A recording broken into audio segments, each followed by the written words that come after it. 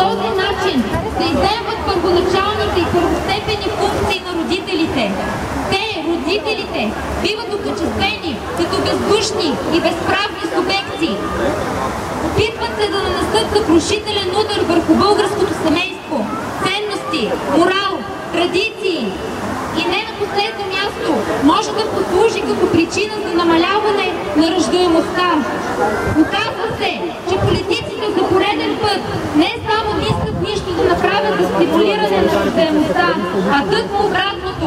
Планират да впрегнат целият репресивен, дори бих казала, репресивно престъпен държавен апарат срещу родителите чрез новия законопроект за детето, който е против детето.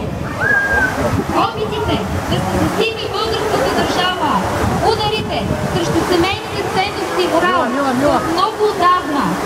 Свидетели сме на цялата пошлост и циничност в обществено-медийните среди. Свидетели сме на разграбването на българските национални богатства. Свидетели сме на посегателствата срещу природата и правата ни за чиста околна